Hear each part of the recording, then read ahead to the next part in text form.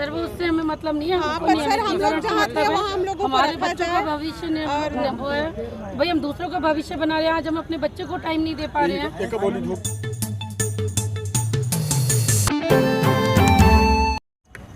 अभी मैं विंध्य प्रदेश की राजधानी रीवा में हूँ। अगर कहा जाए विंध्य प्रदेश में अनेकों इतिहास आपने देखे होंगे, और जो इतिहास अगर निर्माण करता है तो ये यहाँ पर जो भीड़ देख रहे हैं, यह भीड़ नहीं है, यह शिक्षा विभाग के गुरुजनों की है। अब इन गुरुजनों की अगर व्यक्तिगत समस्याओं की अगर बात करूं तो इन समस्याओं से लगभग पूरा शासन और प्रशासन तंत्र अनभिज्ञ है।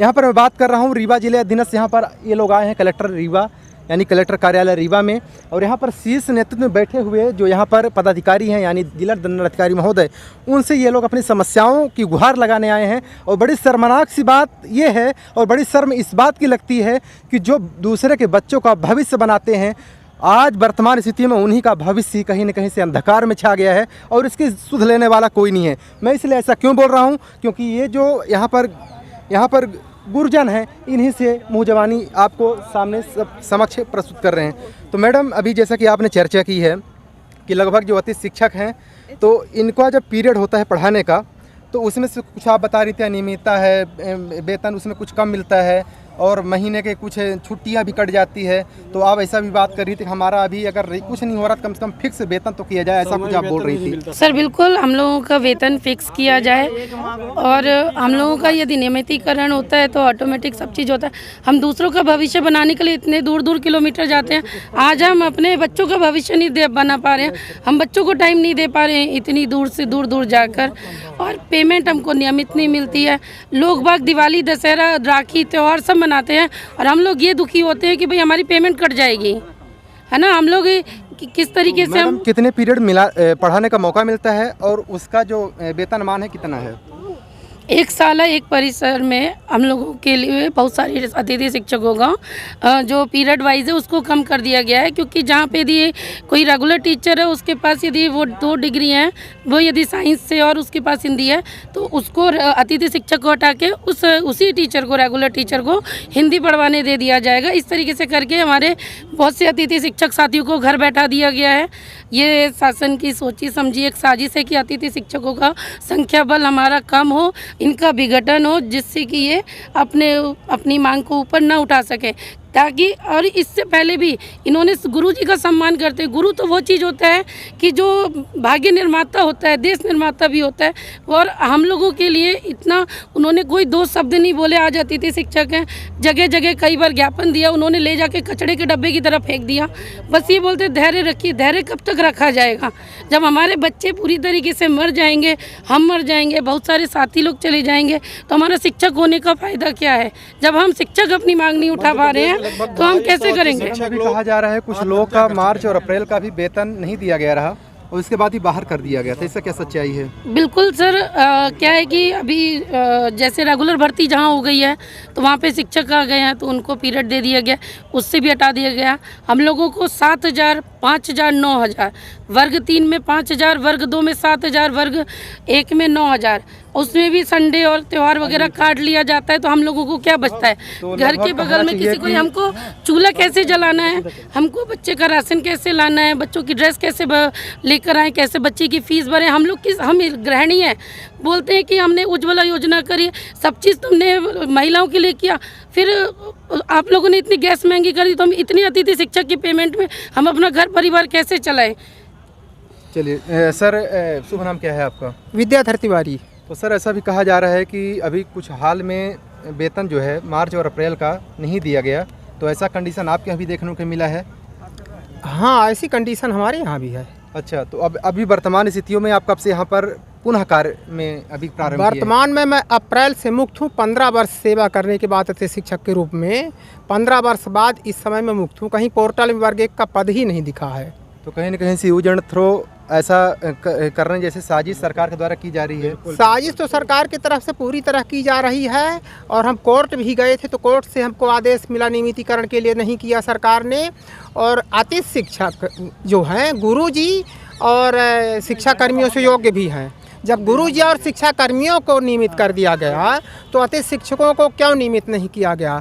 15 वर्षों से अब हम ओवर एज हो गए, जो अतिथि शिक्षक को क्या करेंगे, कहाँ जाएंगे? नहीं, तो ये जो उम्र निर्धारित है या फिर अभी लगभग 62-65 वर्ष वाली ही अभी चालू है? अतिथि शिक्षक के लिए कोई उम्र नहीं है। कोई उम्र नहीं है, 55 पार हो रहा हूँ, अरे रिटायरमेंट 15 वर्ष से कर रहा हूँ। रिटायरमेंट हो गए 15 वर्ष। तो सर अभी कुछ कहना चाह रहे हैं? सर दिक्कत ये है कि इसी भारतीय जनता पार्टी सरकार ने कांग्रेस द्वारा जो गुरुजी रखे गए थे शिक्षा गारंटी योजना में, उनको बिना परीक्षा के, बिना पात्रता परीक्षा उत्तीर्ण उनको नियमित कर दिए। और अतिथि शिक्षक जो पात्रता परीक्षा उत्तीर्ण है, 15 वर्ष से 10 वर्ष से सेवा दे रहे हैं, पात्रता परीक्षा उत्तीर्ण भी हैं, उनको नियमित नहीं कर रहे हैं। पात्रता आपने क्यों ली? अगर अपात्र हैं तो आप फिर बच्चों के भविष्य के साथ खिलवाड़ कर रहे हैं उनके साथ, उनको क्यों? आप 15 वर्षों से माने प्रदेश के भविष्य से खेल रहे थे, उनसे आप सेवा लिए, पात्रता परीक्षा पास कर का आयोजन किया, वो पात्रता परीक्षा भी उत्तीर्ण है, उसके बाद भी जो है आपके प्रति यात्रियों के प्रति कह रही है कि हमारा रिजल्ट पिछले 4-5 सालों में 50% से आज 80 से 90% गया। उन्होंने शिक्षकों की 11 साल से भर्ती नहीं की, कौन पढ़ा रहा था? अतिथि शिक्षक ने पढ़ा रहे थे, तो रिजल्ट कौन दिया? अतिथि शिक्षक दिए। तो अतिथि शिक्षक ज़्यादा हुई थे तब ने आपको रिजल्ट दिया। फिर उनके भविष्य क्यों खिलवाड़ किया जा रहा है? आज शिक्षक दिवस के दिन अतिथि शिक्षक यहाँ धरना दे रहा है इस कड़ी धूप में, कोई साथी चक्कर आ गया, वहाँ गिर पड़ा है, आज उसकी जिम्मेदारी कौन लेगा? हमारे घर बच्चे हैं, भाई हैं, बहन है, उनकी देखभाल कौन करेगा? सरकार को ध्यान देना पड़ेगा कि नहीं देना पड़ेगा? अपने उम्र का स्वर्णिम समय हम लोगों ने इस विभाग में लगाया। आज 15 साल हो गए, अब हम लोग कहाँ जाएंगे? कहाँ जाएं? और ये भी देखना पड़ेगा। सबसे बड़ी बात सर एक पीरियड का जो बात की जा रहा है, जो निर्धारित जो मूल्य है कितना लगाया हुआ है सरकार ने? सर 100 माने उसमें 90 रुपए प्रति पीरियड के हिसाब से दिया जाता है सर। 50 मिनट की पीरियड होती है, 50 मिनट कोई से एक शिक्षक लगातार बोलेगा तो उसकी क्या स्थिति होती है आप लोग जानते हैं। क्लास में उसको 90 रुपये मिले, बहुत कम अल्प मानदेय है, पर क्या किया जाए, बेरोजगारी कारण हम लोग कर रहे हैं, लेकिन सरकार को इसको समझना चाहिए। क्या 90 रुपये मिलता है आज के टाइम पे? आपने गुरुजी को परीक्षा उत्तीर्ण नहीं हुए तब भी आपने उनको नियमित कर दिया है।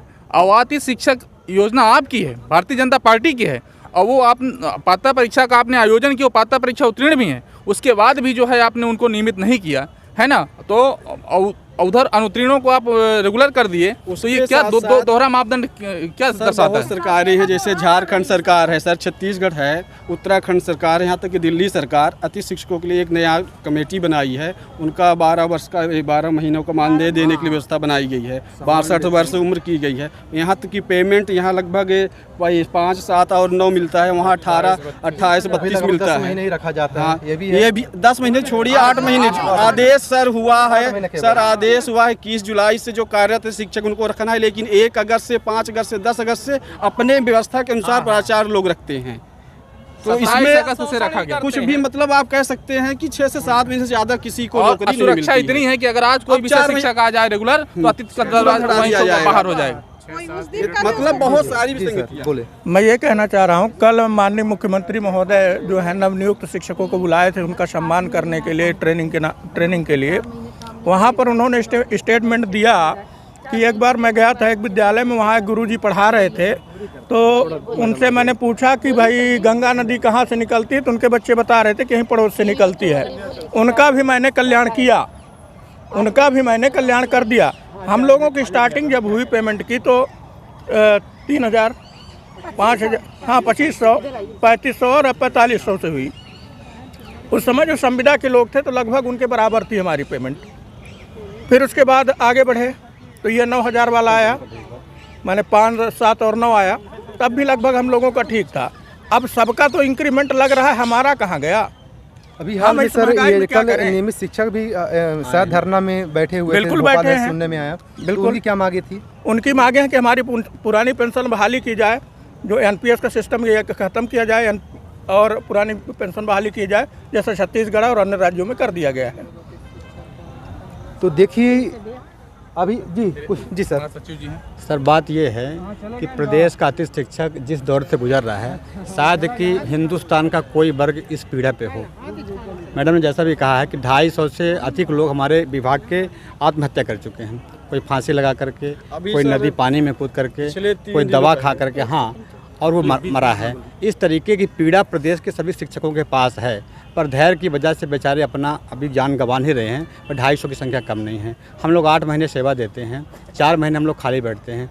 8 महीने की जो सेवा उसका ही पेमेंट का कोई स्थायित्व तो नहीं रहता है। 8 महीने वाली सेवा का पैसा अभी बाकी लोगों का 4 महीने का पड़ा भी है। और 4 महीने हम लोग कैसे गुजारते हैं, कैसे भी बच्चों का पालन पोषण करते हैं, कैसे उनकी दवा लाते हैं, ये अब आप महसूस कर 4 सकते महीने हैं। दूसरा काम लोग 4 महीने हम लोग मजदूरी करें या कहीं बाहर जाके चौकीदारी करें, किसी होटल में कप प्लेट धोएं, ये व्यवस्था के लिए हम लोग मजबूर जाते हैं।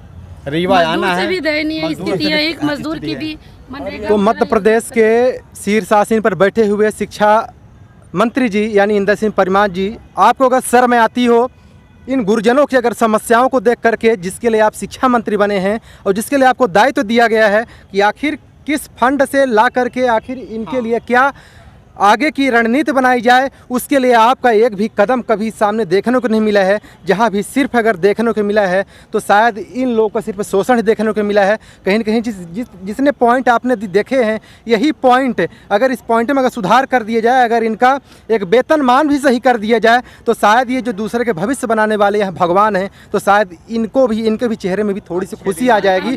और जो आज का जो शर्मनाक जो दिन है, शायद कहीं न कहीं इतिहास के पन्नों में लिखा जाएगा कि आखिर इन शिक्षकों का, इन गुरुजनों का कहीं न कहीं सम्मान होना चाहिए, लेकिन आज ये रोड पर भटकने को तैयार हैं। कलेक्टर कार्यालय रीवा से मेरा प्रयास कैसा लगा कमेंट करके जरूर बताइएगा, और वीडियो भी शेयर करने का अगर आपका दिल करता है इन लोगों के भविष्य को लेकर के, तो आप जरूर शेयर करिएगा। इस साथ देख रहे हैं जयसवाल। जय हिंद।